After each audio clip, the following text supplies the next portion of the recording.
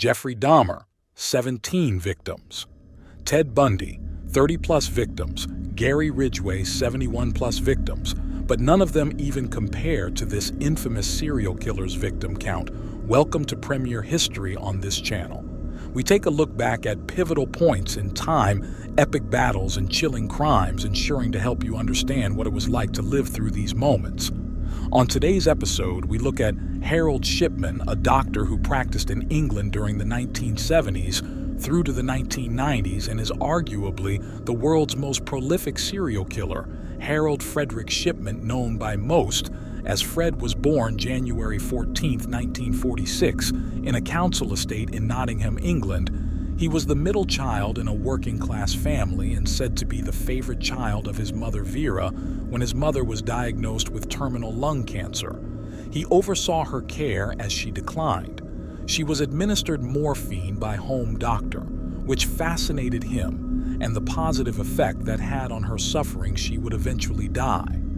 On June 21, 1963, this would potentially be a trigger for him, not only the devastation abroad, but also the similarities of this to his crimes in later life after his mother's death. He was determined to go to medical school.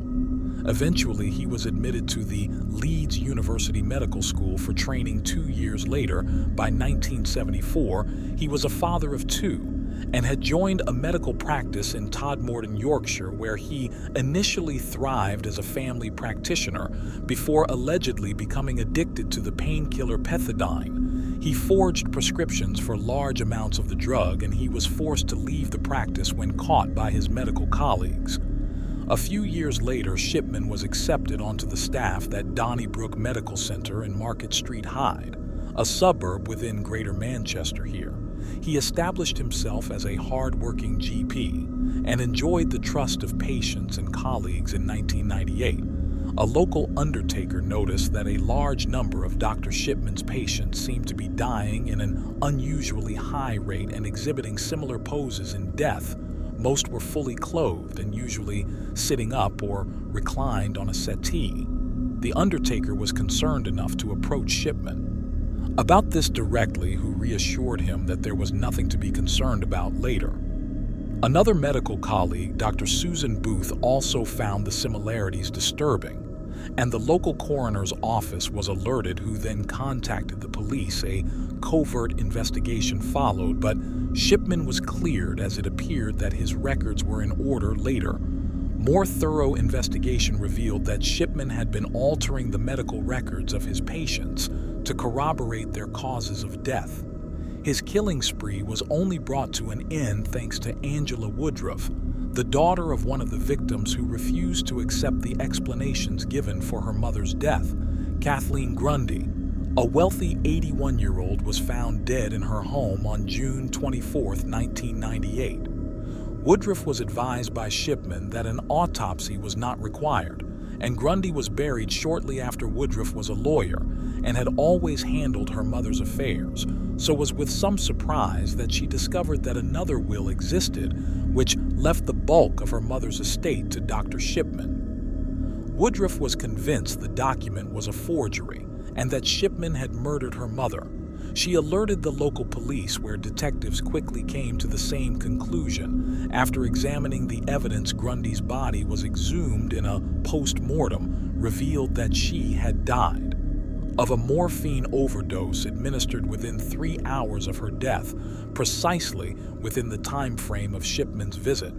Shipman's home was searched, yielding medical records, an odd collection of jewelry, and an old typewriter which proved to be the instrument upon which Grundy's forged will had been produced.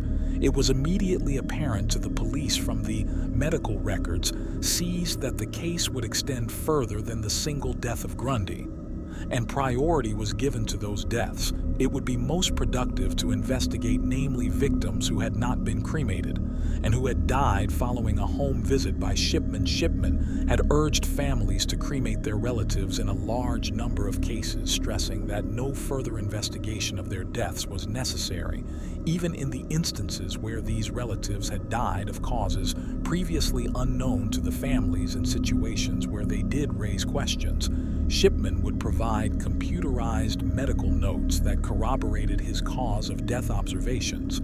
Police later established the Shipman would, in most cases, alter these medical notes directly after killing the patient to ensure that his account matched the historical records. What Shipman had failed to realize was that each alteration of the records would be time-stamped by the computer, enabling police to ascertain exactly which records and in altered following extensive investigations, which included numerous exhumations and autopsies. The police charged Shipman with 15 individual counts of murder. On September 7, 1998, police alleged that he would make home visits with his elderly patients and inject them with lethal doses of diamorphine. Before we continue, please click that subscribe button and turn on notifications to be the first to know when more episodes are placed.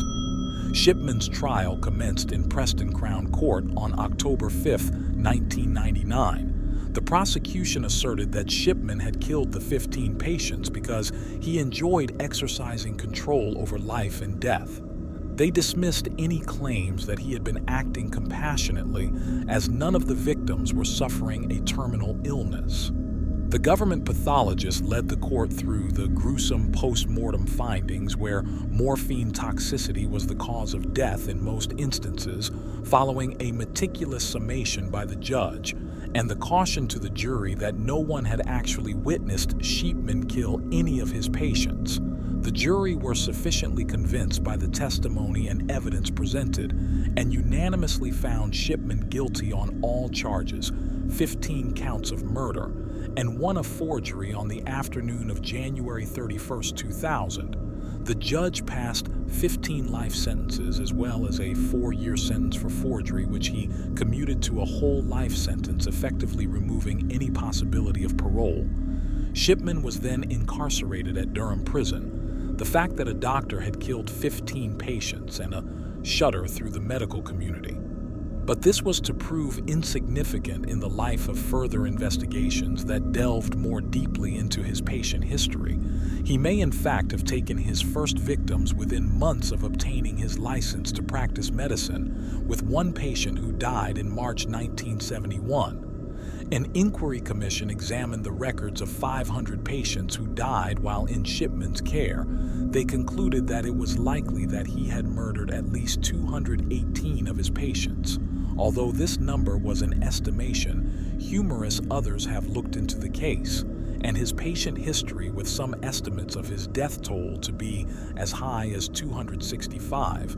Whatever the exact number, the sheer scale of his murderous reign has ensured Shipman to be remembered as the most prolific serial killer in the world.